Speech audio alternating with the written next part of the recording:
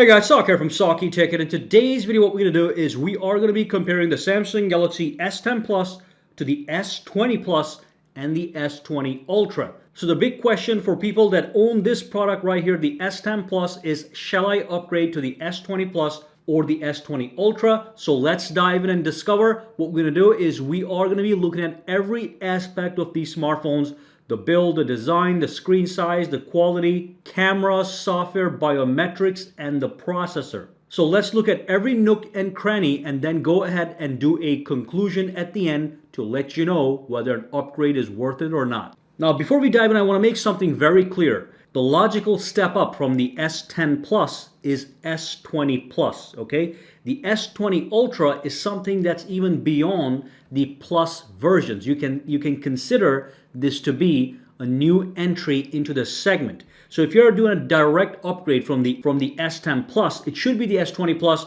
but you do have the option to go to the S20 Ultra if you want the extras that do come with it, which we're going to be talking about in this video. So I just want to make that distinction. The S20 Plus is the upgrade, the natural upgrade to the S20 Plus, but the S20 Ultra is so important that we have to include that in this video as well, so you guys are aware of exactly what's happening. So the very first thing I want to talk about is the build quality. Now, all these phones have a Gorilla Glass 6 in their construction. So the rear glass and the front glass has Gorilla Glass 6.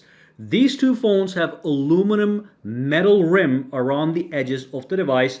The S20 Ultra, in fact, has a stainless steel rim around the edges. So when it comes to toughness, it's going to be the toughest device of all of these three.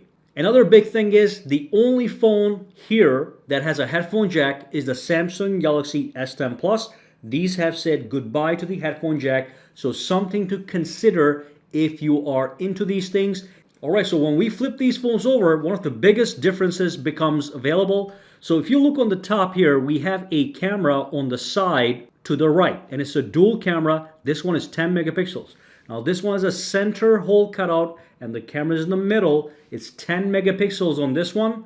On this one is 40 megapixels, alright? 10, 10, 40, and the positioning has changed on these guys. But if you look at the corners here, they're all the same. So the corners do have a nice curve around the edges. So the overall design and the look of these phones is in fact similar, except for that frontal camera. And real quick, let me talk about the display here. We're going to go into the details about the display in a second, but this is 6.4 inches. This is 6.7 inches, so that's a significant upgrade. And this, of course, is 6.9 inches, the largest display, okay?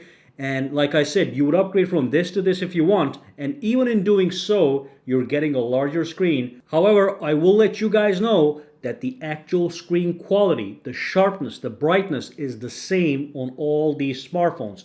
This already has an amazing display. These do have minor upgrades, but nothing to go crazy about. So when it comes to the display quality and the display sharpness and the display brightness, they're all the same displays. The thing we have on these two guys is we have a 120 hertz refresh rate. So this one has a maximum of 60 hertz refresh rate. These guys can go up to 120 hertz, and that's going to give you nice and smooth animations as you swipe between the screens, okay? It's just the perception is going to be smoother. Now let me go to the settings real quick. I'm going to show you one thing. When I go to display and when I go into the actual screen resolution, when you have it at full high definition plus on these two phones, you are able to use 120 hertz refresh rate.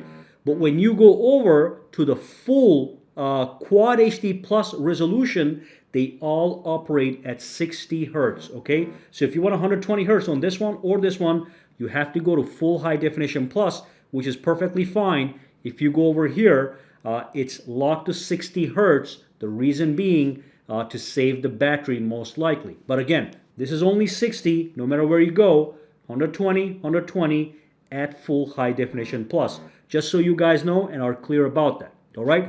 So that's a major factor. Being able to have 120 hertz refresh rate is important to some people, but many consumers don't care about it. So you have to just choose whether or not that is important or not to you. Now let's move on and quickly talk about the software. Then I'm going to talk about the camera, which is going to be very important. Now the software on all these phones, exactly the same. Android 10, One UI 2.0, Android 10, One UI 2.0. All the experience is going to be the same across the board. Nothing to worry about there. Now let's talk about something very important, the camera. Okay, this is going to be one of those things that really is going to matter, okay, when it comes to the display, when it comes to an upgrade. So first and foremost, this guy has 3 cameras. We have a telephoto camera, we have a super wide angle, and we have a regular camera. Same one with this, regular wide, super wide, and telephoto. With this one, we have 4 cameras. Again, we've got the regular wide, the ultra wide, the telephoto lens, and then we have a 3D depth sensing camera, which is not a big deal, but it does give you better background blur in videos and photos. Now, these 2 cameras simply are going to be better than this one, okay? The reason is this one here and this one have physical sensors inside the camera that are larger than this one. This has a smaller sensor, this has a bigger sensor, and when the sensor is bigger, you get better low light, you get better clarity, better sharpness, better zoom, better everything, but that's not everything. There's more. The telephoto lens on this camera can go up to 10 times, okay? So you can zoom in, but only up to 10 times hybrid zoom. With this one, the telephoto camera at the bottom goes all the way to 30 times hybrid zoom. And this one, this is absolutely nuts. This is gonna take you to 100 times hybrid zoom. So if you want to be able to zoom in to far distances, this is the one you want to pick. This is still good, but this is going to be the worst. So in the camera department, there are some big upgrades. One more thing, the main 12 megapixel sensor here is not as good as the one in this one. Now this one on the top has a 108 megapixel main sensor, while these 2 guys have 12 and 12. So that's another big difference here. This guy is the top dog. The camera is ultimate on this, and that's why the price is high. It's $1,400, and this is going to be $1,200, and this has been reduced in price to around $800 now. But I just want you guys to understand the camera is going to be better on these 2, and that's going to be one of the biggest things to consider if you want to upgrade. For the average consumer, this camera is still a flagship camera. These are just better, and this is the best. So that's the story with the camera. Let's move on and talk about something else. Let's move on and talk about the biometrics. So I'll let you know right now, when I lock this phone and unlock it, there's only a couple ways to log in. First one, if I tap on this, boom, that's how I log in. That's the biometric fingerprint. And then we have Face ID. Let me go to the settings. I'm going to show you real quick. So biometrics and security. This menu here is the same over here. All these phones have the fingerprint sensor and they have the face recognition, and they operate the same. There might be some slight enhancements here, might be a little bit faster, but it's all the same stuff, okay? Nothing new when it comes to biometric. Let's finally talk about the performance. So here's what's going on with the performance. This phone is smooth as butter. There's nothing wrong with this phone. But with these guys, you are getting new processors, okay? So by having new processors, you're getting a 25% increase in the overall performance. But all these phones do have the option to add a micro SD card so you can expand the storage if you so desire. This one starts at 128 gigabytes. This one only has a 128 gigabyte option, and this one also starts at 128 gigabytes. But I'll let you know, this guy and this guy, they have 12 gigabytes of base RAM. This one actually has 8 gigabytes of RAM. This is the 512 gigabyte model. If you were to buy the 1 terabyte model, you can go for the 12 gigabytes of RAM, but that's what we have here. This is 8 gigabytes if you buy the base models. It's all 8. These start at 12. This starts at 8 gigabytes. But that's basically it. I'll let you know, regardless of the gigabytes and the processors, smooth as butter, still a flagship level smartphone.